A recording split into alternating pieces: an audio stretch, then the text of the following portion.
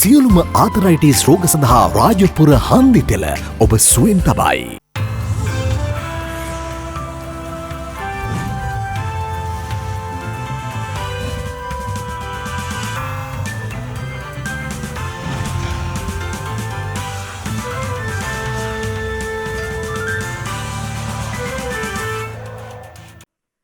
ආයුබෝවන් යථාර්ථවාදීව ලෝකයේ දෙස බලන්නට සත්‍ය සිදුවීම් සම්පීඩනයක පුවත් දිගහැරුම ශ්‍රද්ධා රූපවාහිනී 6:30 ප්‍රධාන ප්‍රවෘත්ති විකාශය සමගින් මම ලකිඳු නුවංග ප්‍රථමයෙන් සිරස්තල.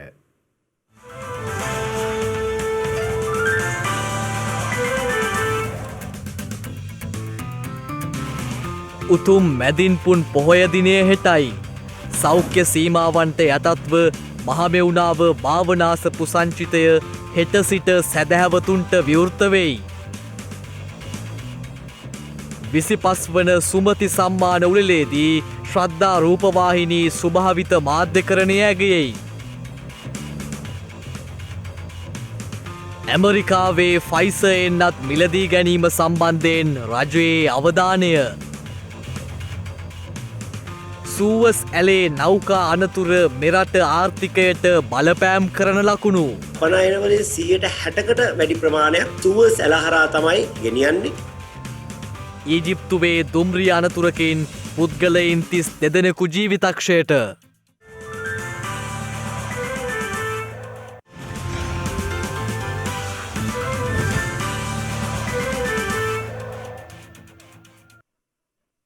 සම්බුද්ධ ශාසනයේ වැදගත් සිදුවීම් රැසක් සිදු වූ උතුම් මැදින් පුන් පොහෝ දිනය හෙටට යෙදී තිබෙනවා.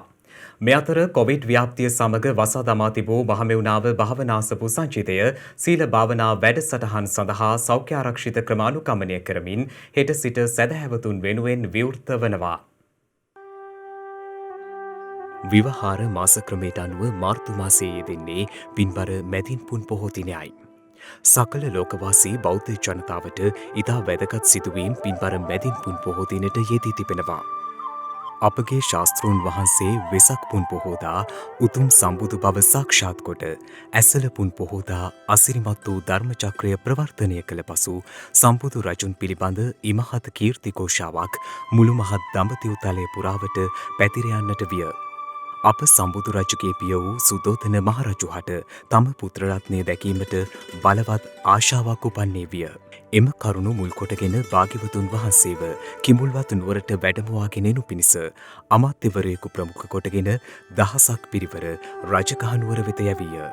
මේ අයුරින් සුදවුන් මහරජු තම පුත්‍රරත්නය කිඹුල්වත් නුවරට වැඩමවා ගනු පිණිස අමාත්‍යවරුන් සහ දූත පිරිස් විටින් විට භාග්‍යවතුන් වහන්සේ සමීපයට යැවූ අතර ඒ සියලු දෙනාද පෙර නොවූ විරු අසිරිමත් මුනිදහම් ශ්‍රවණය කොට උතුම් මරහත්වය සාක්ෂාත් කරමින් උතුම් පැවිදි බව ලැබුවා.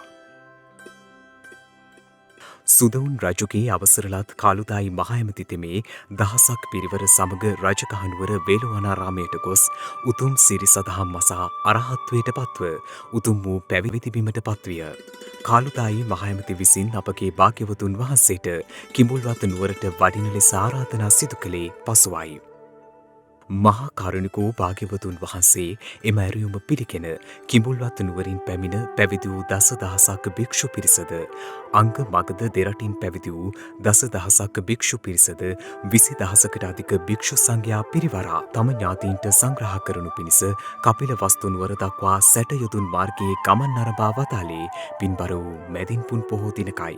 මේ උතුම් ගමනේදී සුදෝතන මහරජු සහ පිරිස තෙරුවන් සරණ ගොස් ධර්මාවබෝධය ලැබූ අතර රාහුල කුමරුන්ගේ සහ නන්ද කුමරුන්ගේ පැවිද්දද සිදුවිය.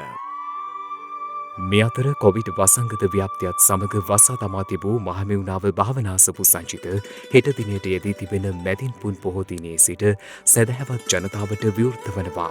තවමත් පවතින තත්ත්වය සැලකිල්ලට ගනිමින් පුන් පොහෝදා සීල භාවනා වැඩසටහන් සඳහා මහමෙවුනාව භාවනාසපු වෙත පැමිණීමට අවකාශය සලසා දී ඇත්තේ නිදන්ගත රෝග, දියවැඩියාව, අධිරුධිර පීඩනය, හෘදයාබාධ ආදී රෝගාබාධ නොමැති වයස අවුරුදු 50ට අඩු සැදැහැවතුන් සඳහායි. පැමිණෙන සියලු පින්වතුන් සෞඛ්‍යාරක්ෂිත ක්‍රමවේදයන්ට අනුගතව සියලු කටයුතු සිදු කළ යුතු බවද සිහිපත් කරනුයේ සැමගේ යහපත පිණිසමය. කෙසේ වෙතත් කුණ්ඩසාලේ මහමෙවුනාව භාවනාසපුවේ පුන් පොහෝ දින සීල භාවනා වැඩසටහන මෙවර නොපැවැත්වීමට තීරණය කර තිබෙනවා. හෙට දිනේදී සීල භාවනා වැඩසටහන් සමගින් සම්බන්ධ වීමට නොහැකි පින්වතුන් හට නිවසේ සිටම වත් පිළිවෙත් පුරන්නට ශ්‍රද්ධා රූප වාහිනියත් ලක්විරු ගුවන් විදුලියත් සමගින් සම්බන්ධ වීමට හැකියාව පවතිනවා. කඩුවෙල මහමෙවුනාව භාවනාසපු පරිශ්‍රයේ හෙට එම සජීවී විකාශය දවස පුරා විකාශය වනවා. උදැසන සිට සජීවීව අෂ්ටාංග උපෝසථ සීල සමාදානය, ශීර පායාස පූජාව, ධර්මදේශනා, ධර්ම සාකච්ඡා, සීල භාවනා වැඩසටහන් රැසක් මැදින් පුන් පොහෝ දිනය වෙනුවෙන් සදැහැති ඔබ වෙනුවෙන් ගෙනීමට මෙවන විට සියලු කටයුතු සූදානම්.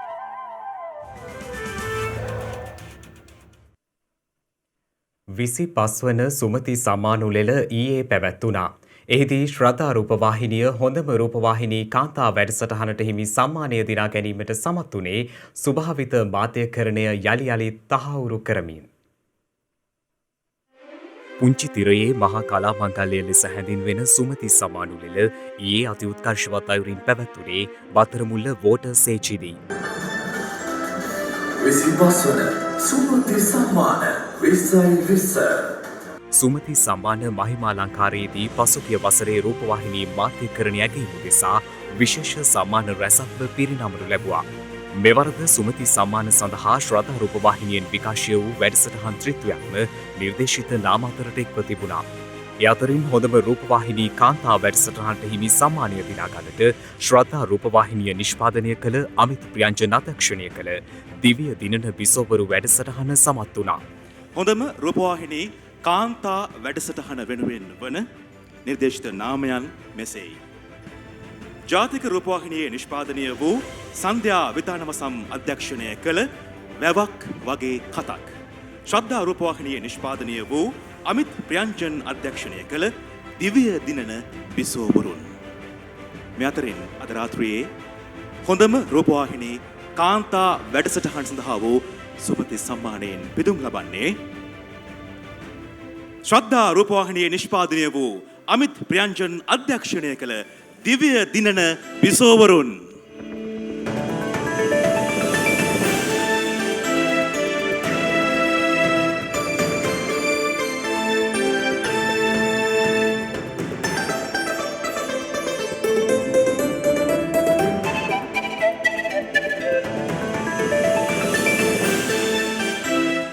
නිරතුරුවම යහපත් මාධ්‍යකරණයක නිරත වෙමින් හරවත් ප්‍රස්තුත සමාජගත කිරීමෙහිලා ශ්‍රද්ධා රූපවාහිනිය ගෙන යන ස්වභාවිත මාධ්‍ය කලාව ලද ඇගීම් සියල්ල තවත් ශක්තියක් කරගනිමින් ඉදිරියටද හරවත් දෑ සමාජගත කරනු ඇති.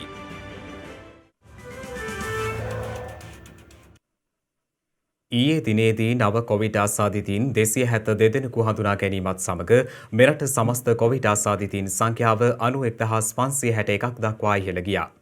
මේ අතර එළඹෙන උත්සව සමය වෙනුවෙන් දිවයින පුරා වෙළඳ සැල් තුළ විශේෂ පරීක්ෂාවක් හෙට සිට ආරම්භ කරන බව මහජන සෞඛ්‍ය පරීක්ෂකවරුන්ගේ සංගමය පවසනවා. ඊයේ වාර්තා වූ කොවිඩ් ආසාදිතයින් 272 අතරින් 260 දෙනෙකුම වාර්තා වන්නේ පෑලියගොඩ කොවිඩ් පොකුරාශ්‍රිතවයි. එමෙන්ම විදේශයන් සිට පැමිණි 12 දෙනෙකුද ඊයේ හඳුනාගත් ආසාදිතයින් අතරට අයත්. මේ අතර තවත් කොවිඩ් මරණයක් ඊයේ වාර්තා වීමත් සමග මෙරට සමස්ත කොවිඩ් මරණ සංඛ්‍යාව 558ක් දක්වා ඉහළ ගියා. එලෙස මිය ගොස් ඇත්තේ මතුගම ප්‍රදේශයේ පදිංචි 70 හැවිරිදි පිරිමි පුද්ගලයෙක්. මේ අතර ඇමරිකාවේ ෆයිසර් ඖෂධ නිෂ්පාදන සමාගම, ජර්මනියේ බයෝඑන්ටෙක් සමාගම සමග එක් වී නිපදවා ඇති ෆයිසර් එන්නත ශ්‍රී ලංකාවට මිලදී ගැනීම සම්බන්ධයෙන් පැවති සාකච්ඡා සාර්ථක වෙමින් පවතින බව ඖෂධ නිෂ්පාදනය සැපයීම හා නියාමන රාජ්‍ය අමාත්‍ය මහාචාර්ය චන්න ජයසුමන මහතා පවසනවා. ඒ අනුව ඉදිරි දින කිහිපයේදී ඒ සම්බන්ධයෙන් අවසන් තීරණයකට එළඹෙනු ඇති බවයි ඒ මහතා සඳහන් කළේ. මේ වන විට නිපදවා ඇති වැඩිම සාර්ථකත්වයක් පෙන්눔 කරන COVID-19 ප්‍රතිශක්තීකරණයෙන් අතවන්නේ ඇමරිකාවේ ෆයිසර් සමාගම නිපදවා ඇති මෙමෙන් අතයි. මෙහි සාර්ථකත්වයේ 95%කට වැඩි අගයක් ගන්නා බවයි සෞඛ්‍යාංශ පෙන්වා දෙන්නේ. ෆයිසර් එන්නතද මාත්‍රා දෙකකින් යුක්ත වන අතර එන්නත සම්බන්ධයෙන් නැති ගැටලුව එන්නත ගබඩා කිරීමට අධිශීතකරණ අවශ්‍ය වීම යයි මහාචාර්ය චන්න ජයසුමන මහතා පවසනවා. ඒ අනුව ඒ සම්බන්ධයෙන් ෆයිසර් සමාගම විසඳුමක් ලබා දෙනු ඇතැයි අපේක්ෂා කරන බවයි මහාචාර්ය චන්න ජයසුමන මහතා වැඩිදුරටත් සඳහන් කළේ. එමෙන්ම එළඹෙන උත්සව සමය වෙනුවෙන් දිවයින පුරා වෙළඳ සැල් තුළ විශේෂ පරීක්ෂාවක් හෙට සිට ආරම්භ කරන බව මහජන සෞඛ්‍ය පරීක්ෂකවරුන්ගේ සංගමය පවසනවා. එහි ලේකම් මහේන්ද්‍ර බාලසූරිය මහතා සඳහන් කළේ නිලධාරීන් 3000ක් යොදවා පරීක්ෂා කිරීම සිදු කරන බවයි. මේ අතර තිස්ස මහරාම පොලිසියේ තවත් නිලධාරීන් 8 දෙනෙකු කොවිඩ් ආසාදිතයින් ලෙස හඳුනාගෙන තිබෙනවා. එම පොලිසිය දුරකථන ක්‍රියාකරු ලෙස කටයුතු කළ නිලධාරියා මීට දින 3කට පෙරයි ආසාදිතයෙකු ලෙස හඳුනාගෙන ඇත්තේ. ඔහුගේ ආශ්‍රිතයින් වූ එම නිලධාරීන් අඛණ්ඩව රාජකාරියේ නිරතව සිට ඇති අතර හදිසි අසනීප තත්ත්වයක් මත රෝහල්ගත කිරීමෙන් පසු එම නිලධාරීන් 8 දෙනාද කොවිඩ් ආසාදිතයින් ලෙස හඳුනාගෙන තිබෙනවා. මේ අතර යාපනයේ නගරය සහ ඒ ආශ්‍රිත ප්‍රදේශවලින් වාර්තා වූ කොවිඩ් ආසාදිත පුද්ගලයන් සංඛ්‍යාව 93 දෙනෙකු දක්වා ඉහළ ගොස් තිබෙනවා. ඒ හේතුවෙන් ප්‍රදේශ කිහිපයකට සංචරණ සීමා පැනවීමට පියවරගෙන ඇති බවයි COVID-19 පැතිරීම වැළැක්වීමේ ජාතික ක්‍රියාන්විත මධ්‍යස්ථානය සඳහන් කළේ. ඒ අනුව යාපනයේ නගරය සහ මනිපායි අතර ප්‍රදේශ කිහිපයක් මෙන්ම කස්තුරි මාර්ගය සහ පවර් හවුස් මාර්ගය හුදකලා කිරීමටයි පියවරගෙන ඇත්තේ. එසේම යාපනයේ රෝහලේ වෛද්‍යවරුන් 2 දෙනෙකුට, රෝගීන් 6 දෙනෙකුට සහ රෝහල් සේවකයන් පිරිසක් ඇතුළු 19 දෙනෙකුට කොවිඩ් ආසාදනය වී ඇති බවට තහවුරු වී තිබෙනවා. එමෙන්ම රෝහල් කටයුතු සාමාන්‍ය පරිදි සිදුවද රෝගීන් බැලීමට පැමිණීමේදී අත්‍යවශ්‍ය පුද්ගලයන් පමණක් පැමිණෙන ලෙසයි රෝහල් අධ්‍යක්ෂකවරයා වැඩිදුරටත් සඳහන් කළේ. මේ අතර වීරකැටිය ප්‍රදේශයෙන් කොවිඩ් ආසාදිතයින් 9 දෙනෙකු ඊයේ දිනේදී හඳුනා ගැනීමත් සමග එම ප්‍රදේශයේ අද සහ හෙට යන දිනයන්වල සම්පූර්ණයෙන් වසා දැමීමට ප්‍රදේශයේ කොවිඩ් කමිටුව තීරණය කර තිබෙනවා. මේ වන විට එම ප්‍රදේශයෙන් වාර්තා වී ඇති සමස්ත කොවිඩ් ආසාදිතයින් සංඛ්‍යාව 22ක්. මේ වන විට වෛරසය ආසාදිතව රෝහල්වල ප්‍රතිකාර ලබන සමස්ත පුද්ගලයන් සංඛ්‍යාව 2615ක් වන අතර වෛරසය ආසාදිතව සිට සුවය ලැබූ සමස්ත පුද්ගලයන් සංඛ්‍යාව දැක්වෙන්නේ 88388ක් ලෙසයි. සුව සැලේ සිර වූ දැවන්ත බහලුම් නෞකාව ඉවත් කිරීම සඳහා ඊයේ ක්‍රියාත්මක වූ ප්‍රයත්නය සාර්ථක නොවූ බව මෙහෙයුම සිදු කරන නෞකා කළමනාකරණ ආයතනය ප්‍රකාශ කර තිබෙනවා. ඒ අනුව සූව සැල අවහිර කරමින් අනතුරට ලක්ව ඇති එව ගිවන් නෞකාව මුදා ගැනීමට සති ගණනාවක් ගතවනු ඇති බවයි මුදා ගැනීමේ කණ්ඩායම් අවධාරණය කරන්නේ. ඒ හේතුවෙන් ලොව පුරා නෞකා කාලසටහනට බලපෑමක් වනු ඇතැයි වෙළඳ නාවිකයන් අනතුරු අඟවනවා. එමෙන්ම සිර වූ නෞකාව ඉවත් කොට සූව සැලේ නෞකා ගමනාගමනය යථා තත්ත්වයට පත් කිරීම සඳහා ඇමරිකානු යුද හමුදාව සූදානම් බව දවල මන්දිරය ප්‍රකාශ කළා. ඉල්ලීමක් සිදු කළහොත් ඒ සඳහා ඇමරිකානු නාවික විශේෂඥයින් වහා යෙදවිය හැකි බව දවල මන්දිර ප්‍රකාශිකාව සඳහන් කර ඇති බවයි විදෙස් මාධ්‍ය වාර්තා කළේ. ඒ සම්බන්ධයෙන් ඊජිප්තු බලධාරීන් සමග සාකච්ඡා කරමින් සිටින බවද ඇය සඳහන් කර තිබෙනවා. දිගින් මීටර 400ක් සහ මීටර 59ක පළලින් යුත් මෙම නෞකාව පසුගිය අඟහරුවාදා චීනයේ සිට නෙදර්ලන්තයේ රොටර්ඩෑම් වරාය දක්වා ගමන් කරමින් සිටියදී සූව සැලේ යුරු දෙක අතර සිර වුණේ පැවති සුළං තත්ත්වයේ හේතුවෙන්. මේ වන විට මෙම නෞකාව ඇල මාර්ගයේ සිරවීම හේතුවෙන් නෞකා 230 කැලේ දකුණු කෙළවර සූව සැලට ඇතුළු වීම සඳහා පෙළගැසී ඇති බවද විදෙස් මාධ්‍ය වාර්තා පෙන්වා දෙනවා. ගෝලීය වෙළඳාමෙන් 12%ක් පමණ සිදු කෙරෙන්නේ සූව සැල හරහා ගමන් ගන්නා භාණ්ඩ ප්‍රවාහන නෞකාවලින්. එමෙන්ම මෙරට අපනයන බටහිර යුරෝපය සහ ඇමරිකානු එක්සත් ජනපදයේ වෙත යවනු ලබන්නේද සූව සැල හරහායි. බෝ රටවල් වල ආනයන අපනයන ආර්ථිකයට දැවන්ත බලපෑමක් ඇතිවීමේ අවදානමක් තියෙනවා. ශ්‍රී ලංකාවේ අපනයන පැත්තෙන් බැලුවොත් මේ දවස් ගණනාවක් හිර වෙලා තිබුණොත් යම් බලපෑමක් එල්ල කරනවා. මොකද ශ්‍රී ලංකාවේ අපනයන වලින් 160කට වැඩි ප්‍රමාණයක් සූවස් ඇලහරා තමයි යුරෝපයට, ඇමරිකා එක්සත් ජනපදයට සහ ලතින් ඇමරිකාවට ගෙනියන්නේ. ඒ නිසා මේ ඇල දිගින් දිගටම හිරව තිබුණොත් ශ්‍රී ලංකාවේ දැනටමත් යම් අභියෝගයන්ට ලක් වී තිබෙන අපනයන විදේශගත කිරීමට යම් බලපෑමක් එල්ල කරනවා. නමුත් ශ්‍රී ලංකාවේ ප්‍රධාන ආනයනකරුවන් වන්නේ චීනය, ඉන්දියාව ප්‍රමුඛ ආසියාතික රටවල්. ඒ නිසා ශ්‍රී ලංකාවට අත්‍යවශ්‍ය භාණ්ඩ ගෙනීම සම්බන්ධයෙන් කිසිම බලපෑමක් සූව අර්බුදයෙන් එල්ල වෙන්නේ නැහැ කියලා අපිට ඉතාම වගකීමෙන් ප්‍රකාශ කරන්න පුළුවන්. කණ්ඩ තෙල් සැපීම සම්බන්ධයෙන් කිසිම බලපෑමක් එල්ල වෙන්නේ නැහැ කියන එක ඉතාම වගකීමෙන් කියන්න පුළුවන්.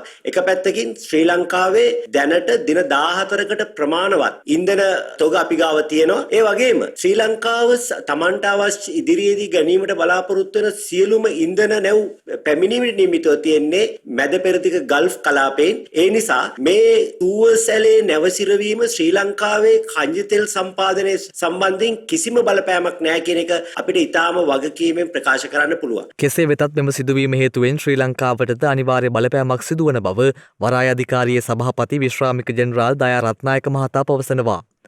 යුරෝපය සහ උතුරු අප්‍රිකාව වෙත ශ්‍රී ලංකාව සිදු කරන ආනයන සහ අපනයන කටයුතු සඳහා වැඩි බලපෑමක් එල්ල වී ඇති බවයි සභාපතිවරයා සඳහන් කළේ.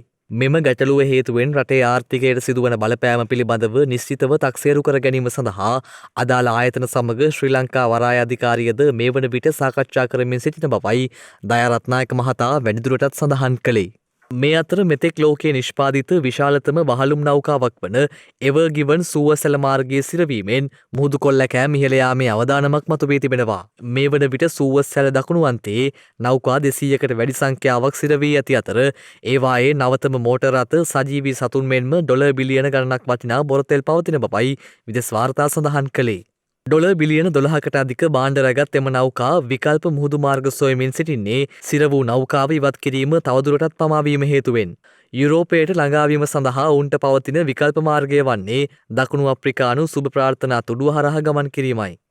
එලෙස නෞකා රැසක් නැගෙනහිර අප්‍රිකානු මුහුදට පිවිසීම හේතුවෙන් මුහුදු කොල්ල කෑම ඉහළ යාමේ අවදානම ඉහළ නංවන බවයි නාවික විශේෂඥයින් පෙන්වා දෙන්නේ. ජනපති ගම සමග පිළිසඳර වැඩසටහන අද පැවැත්වුණේ මාතර පිටපැත්තර ප්‍රදේශයේදී. එහි 16 වන වැඩසටහනයි මෙලෙස ක්‍රියාත්මක වුණේ. ගම සමග පිළිසඳර වැඩසටහනට සහභාගී වීමට පිටපැද්දර W සේනානායක මහාවිද්‍යාල භූමියට පැමිණි ජනාධිපතිතුමා එතැන් සිට දෑරංගල මහාවිද්‍යාලය දක්වා යන අතර මාර්ගයේ දෙපස රැස් වී සිටි ජනතාව සහ දෑරංගල කනිෂ්ඨ විද්‍යාලය අසල රැස්ව සිටි ශිෂ්‍ය ශිෂ්‍යාවන් සහ දෙමාපියන් සමග කතා බහ කරමින් ප්‍රදේශයේ තොරතුරු සහ ගැටලු විමසා බැලුවා.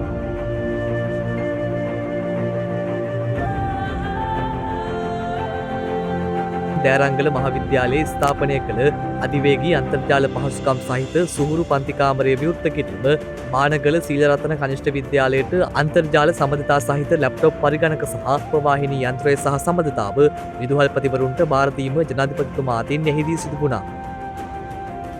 හදලා තියෙනවා මේ හැම නගරයකටම අපි ඉල්ලලා තියෙනවා ක්‍රීඩා පිටිය පරිපාලන ගොඩනැගිල්ල නෑනේ පේමන්ට් එකම දාලා ගියා පොඩ්ඩක්.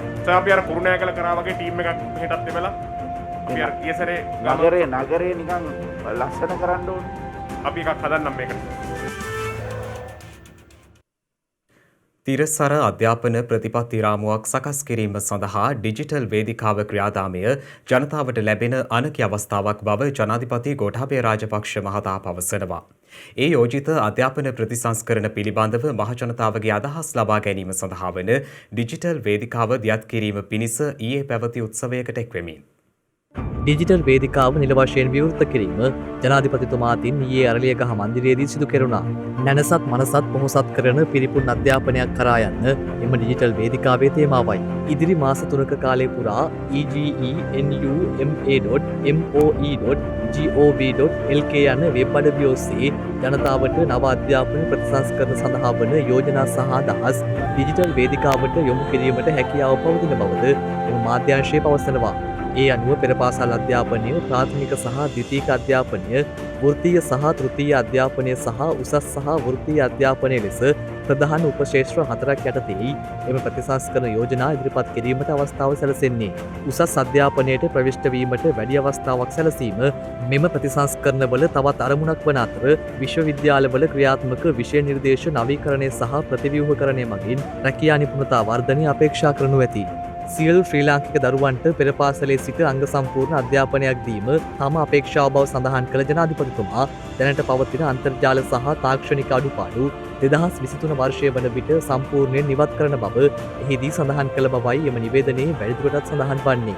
මේ අතර රජයේ ප්‍රතිපත්ති සහ සංවර්ධන ව්‍යාපාරය ඉදිරියට ගෙන යාම පිණිස ශක්තිමත්ව අත්වැල් බැඳ ගන්නයි ජනාධිපතිතුමා පළාත් පාලන නියෝජිතයින්ට දන්වා තිබෙනවා. ඒ ඊයේ පස්වරුවේ බත්තර මුල්ල දියතුගෙන පරිශ්‍රයේ පැවති පළාත් පාලන නියෝජිත හමුව අමතමින් එම හමුව සඳහා බස්නාහිර වයඹ සහ දකුණු පළාත්වල පළාත් පාලන නියෝජිතයින් සම්බන්ධ වී සිටියා.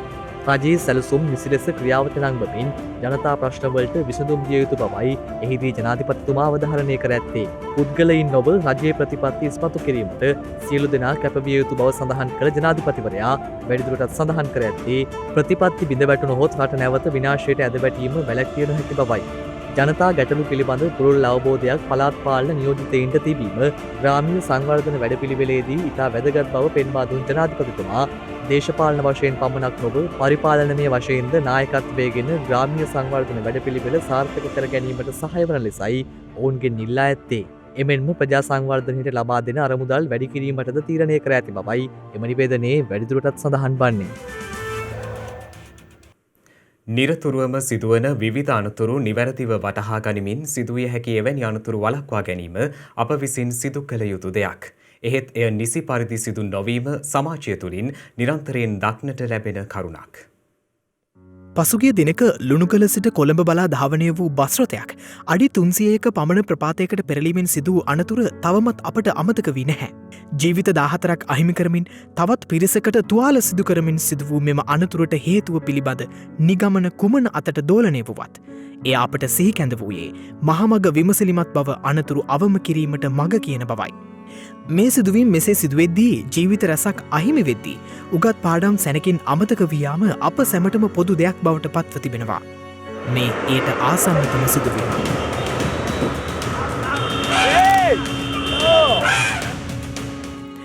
මහා මාර්ගය තුළ බොහෝ දෙනා එහා මෙහා යද්දී වේගය සහ මහමග විනය අත්‍යවශ්‍යම කරුණක් බව අමුතුවෙන් පැහැදිලි කළ යුතු නැහැ. මාර්ගයේ මෙම වාහන ගමන් කරමින් තිබියදී හදිසියේ වන අලියෙකු මහා මාර්ගයේ දෙසට එන බව අසල සිටි පිරිස හඳුනාගන්නවා. ඔවුන් වහාම සිදු කරන්නේ ඉදිරියට එන වාහනවලට නවතින ලෙස අතින් සංඥා කිරීමක්. එක් පුද්ගලයෙක් සිය ජීවිතය ගැන පවා නොසිතා ඉදිරියෙන් එන වාහන නවත්තන්නට දැඩි වෙහෙසක් දරනවා. එහෙත් වේගෙන් පැමිණෙන වාහන එක්වර නතර කිරීමට මේ කිසිදු රේදරකට හැකිවන්නේ නැහැ. අනෙක් කාරණය නම් මහා මාර්ගයේ තමන්ට රිසි පරිදි ගමන් කිරීමට කිසිදු අවසරයක් නැති බවත් එසේ අවසර තිබුණද නැතිවුවද මහා මාර්ගයේ තවත් පිරිසක් ගමන් ගන්නා බව සිහි තබා ගැනීම වටි. තප්පරයක වෙනස්වීම ඇතැම් විට ජීවිතයක අහිමිවීමට ඉඩ තිබූ බව මේ තප්පර කිහිපය ඔබට කියා දෙනවා. මහාමාර්ගයේ තුළදී විමසිලිමත් විය යුතු බව සිහි කැඳවන මෙවන් කාරණා සහ තවත් බොහෝ කාරණා විටින් විට ඉස්මතු වුවද ඒ සියල්ල සැනකින් අමතක වියාම මෙවන් අනතුරුවලට තව තවත් අතවැනීමක්. දැන් සිව්දෙසින් වාර්තා වූ පුවත් කිහිපයක් සමගින් සිව්දෙසින් පුවත්.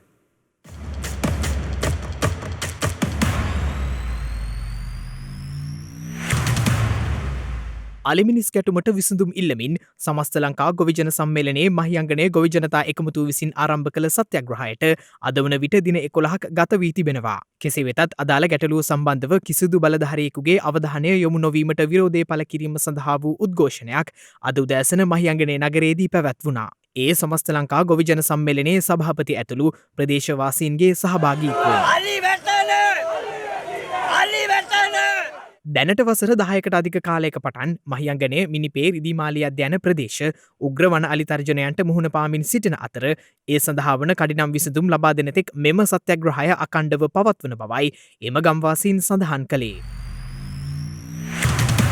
වියලවි මණ්ඩලය සතුව පවතින ආරක්ෂිත වී තොග වහාම සහල් බවට පත්කර වෙළඳ පොළට මුදා හැරීමට වී අලවි මණ්ඩලය තීරණය කර තිබෙනවා. ඒ පිළිබඳව අදහස් දක්වමින් වී අලවි මණ්ඩලයේ නියෝජ්‍ය සභාපති දුමින්ද ප්‍රදර්ශන මහතා පැවසුවේ එමගින් එළඹෙන උත්සව සමයේදී නාඩු සහල් කිලෝග්‍රෑමයක් රුපියල් 96ක මිලටත් සුදු කැකුළු සහ රතු කැකුළු සහල් කිලෝග්‍රෑමයක් රුපියල් 93ක මිලටත් පාරිභෝගිකයන්ට ලබා ගැනීමට අවස්ථාව හිමි වන බවයි. එමෙන්ම ඉදිරි දින කිහිපයේදී දැනට පවතින සහල් මිල පහළ යනු ඇති බවද වී අලවි මණ්ඩලයේ නියෝජ්‍ය සභාපතිවරයා සඳහන් කළා.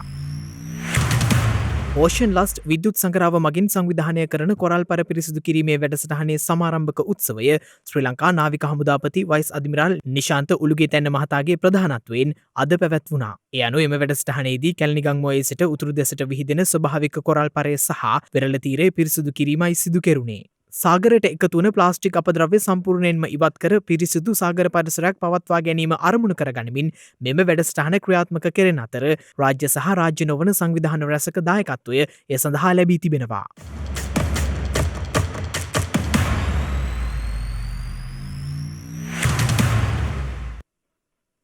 නිසි ප්‍රතිපත්තියක් නොමැති නිරන්තරයෙන් වෙනස් වන විවිධ මිනිසුන් අතර ප්‍රතිපත්තියක් සහිතව පීඩිත පන්තිය වෙනුවෙන් පෙනී සිටි සුනකයෙකුගේ කතාවක් මේ. මේ ඉන්නේ ලෝකානිකෝස් ග්‍රීසියේ වීරයා. කොහොමද මේ සුනකයා වීරයෙක් වෙන්නේ? ග්‍රීසියේ පැවැත්වෙන විවිධ විරෝධතා අතර මේ සුනකයා සිදු කරන්නේ සුවිශේෂී ක්‍රියාදාමයක්.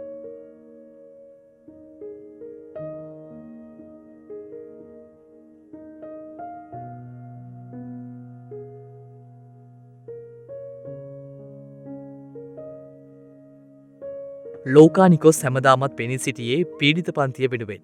සුනකෙක් තමයි. හැබැයි තමන්ට පැවරුණු කාර්ය හරියටම කරන්න පුරුදු වුණු කෙනෙක්.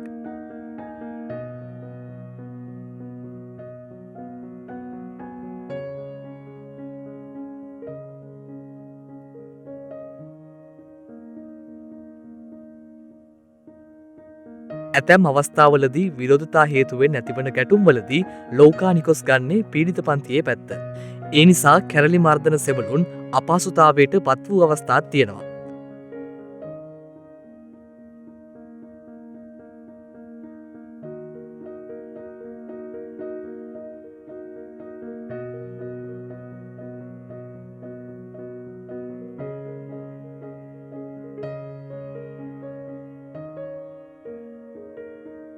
කඳුළු ගෑස් ප්‍රහාරවලදී ලෝකානිකොස් ඉදිරියට යන්නේ පීඩිත පන්තිය බේරාගන්න.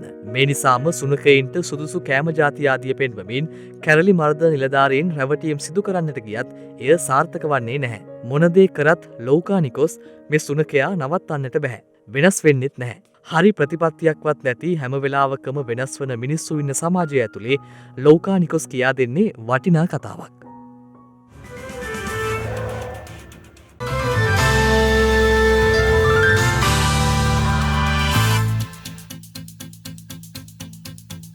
අවධානය විදෙස් පුවත් වෙත. පුද්ගලයන් 32 දෙනෙකු ජීවිතක්ෂයට පත් කරමින් මධ්‍යම ඉදිප්තුවේ ඊයේ සිදු වූ අනතුරට වගකිව යුත්තන්ට දැඩි දඬුවම් පමුණුවන බව එරට ජනාධිපතිවරයා පවසනවා. උතුරුදිග ඊජිප්තුවේ සුහාග් ප්‍රදේශයේ සිදු වූ දුම්රිය අනතුරකින් පුද්ගලයන් 32 දෙනෙක් ජීවිතක්ෂයට පත්ව තිබෙනවා. එමෙන්ම තවත් 165කට වැඩි පිරිසක් අනතුරින් තුවාල ලබා ඇති බවයි විදෙස් මාධ්‍ය වාර්තා කළේ. සොහාග් ප්‍රාන්තයේ තහ්ටා නගරයේදී මෙම අනතුර සිදු වූයේ මගී දුම්රිය දෙකක් එකිනෙක ගැටී පීලි පැනීමෙන්.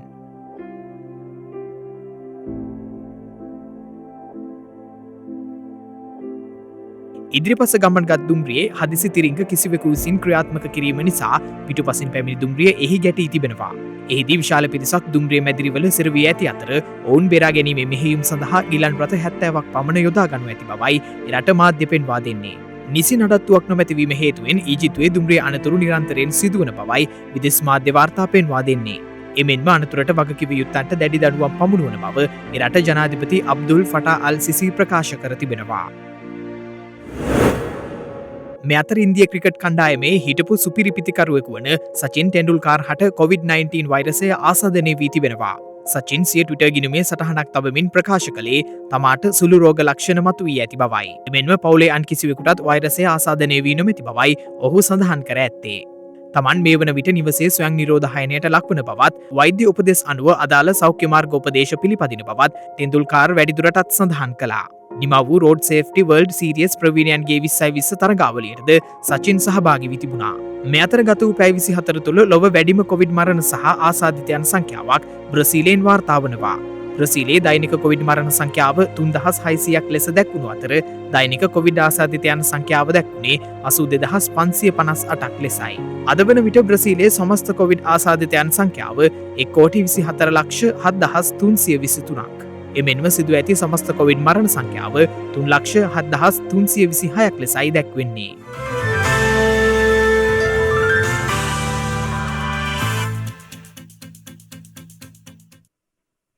දිනක සටහන් නිමවන්නට මත්තෙන් හෙට දවසේ වැදගත්කම ගැනයි මේ අවධානය.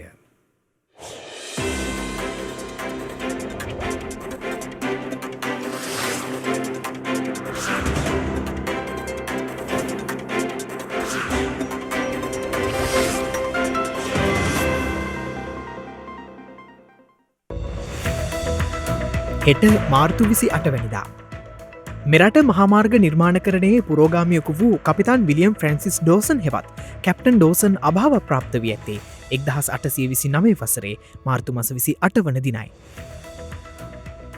ලොව ශ්‍රේෂ්ඨතම ගත්කතුවරයෙකු වූ මැක්සිම් ගෝර්කී උපත ලබා ඇත්තේ 1868 වසරේ මාර්තු මස 28 වන දිනයි. ලොව පළමු ගිලන් රථය සේවයට වාර්තා කර ඇත්තේ 1866 වසරේ මාර්තු මස 28 වන දිනයි.